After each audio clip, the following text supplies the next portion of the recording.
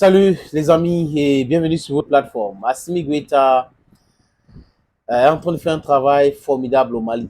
Ibrahim Traoré est en train de faire un travail formidable au Burkina Faso. Abdelrahman Tiani est en train de faire un travail formidable au Niger. En fait, les pays de l'AES font la fierté de l'Afrique. Nous sommes très fiers de tout ce qui se passe dans l'AES. Ce n'est que comme ça qu'on peut arriver à avoir de l'indépendance monétaire, économique, la respectabilité. Ce n'est que comme ça qu'on peut avoir la souveraineté qu'on est en train de chercher là. Et on est en train de gagner. On est en train de gagner avec des dirigeants comme les trois que je viens de citer, Ibrahim Traoré, Assimi Goïta, Abdelrahman Tiani.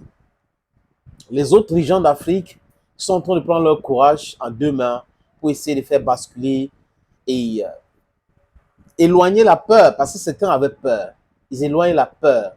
Ils comprennent aujourd'hui que la jeunesse est avec eux et la jeunesse africaine actuelle veut des dirigeants courageux, ceux qui vont prendre le destin de l'Afrique entre leurs mains et ne pas avoir peur. Parce que ce n'est plus l'Occident qui impose des dirigeants, ce sont les jeunes Africains aujourd'hui qui imposent des dirigeants chez nous. Pour ceux qui n'ont pas encore compris le message, comme Patrice Talon et il y a Alassane Drama Ouattara, c'est à leur dépens.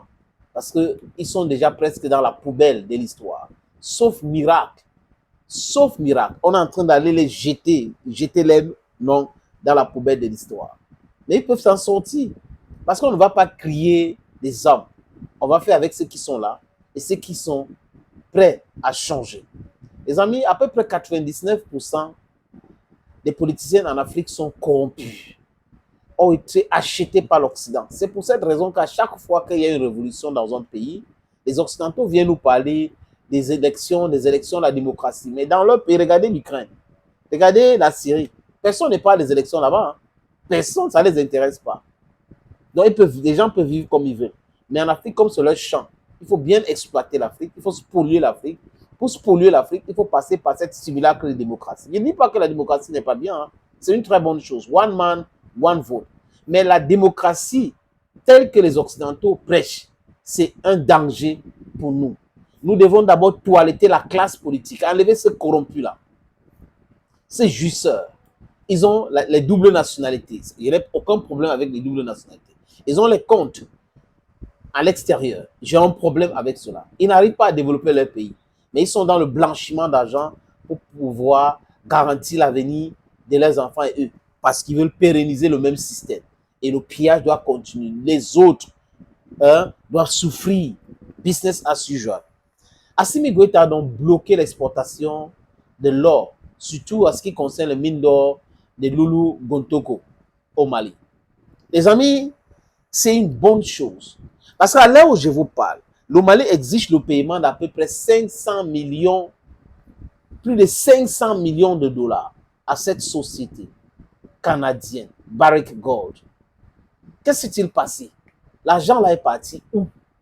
Pourquoi le Mali n'a pas cet argent? Pourquoi ces gars-là ont volé cet argent? Ils ont spolié ça avec le concours de qui? Ce sont des questions qu'il faut poser en tant que vrai enfant d'Afrique, en tant que vrai Malien, les amis. Et les audits ont révélé quoi, les amis? Ont révélé que 300 à 600 milliards ont été perdus. Donc, un pays qui perd à peu près 600 milliards de francs CFA dans le blanchiment d'argent. Donc, on exploite l'or au Mali, mais il n'y a pas l'argent là. L'argent là s'est évaporé. Ah oui, c'est l'exploitation de l'homme par l'homme. Avec le concours des corrompus, des jouisseurs, des traîtres, des esclaves de la maison. Voilà comment il faut qualifier ces gens-là, les amis. C'est comme ça qu'il faut les qualifier. C'est des gens qui détestent l'Afrique, qui déshonorent l'Afrique au même moment. Et rappelez-vous comme si c'était hier. Après cet audit, le Mali avait émis un mandat d'arrêt contre Mark Bristow. C'est qui Mark Bristow? C'est cette Sud-Africaine caucasienne qui est PDG de Barrick Gold, qui exploite le mine d'or de Loulou Gontoko à l'ouest du Mali. Vous vous rappelez de François Hollande, l'ancien président français, qui est aujourd'hui député en France? Une honte. Lui, François Hollande, il avait dit quoi? Qu'il n'y a rien au Mali. C'est un pays pauvre. La France, elle, n'est pas là pour exploiter le Mali parce que le Mali n'a rien. Et avec la communication, on vient d'apprendre qu'il y a l'or, il y a le pétrole au Mali. Voilà la qualité des gens qui viennent nous parler de notre Afrique. Des bandits à col blanc. Parce que c'est le voyoutisme économique. Le mensonge inouï. Et dangereux pour la cohésion de notre continent. Les amis.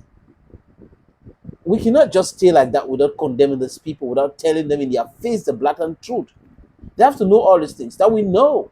And today we are telling you in your faces that you are so corrupt to the point that you will not qualify to give us any lesson, to talk to us about corruption, the fight against corruption, to talk to us about human rights, to talk to us about democracy. You're not qualified because you're not Democrats.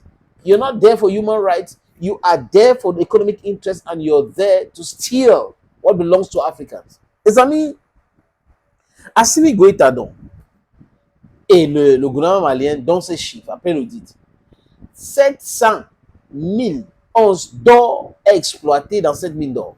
Imaginez le montant. Un manque à gagner terrible pour ce pays.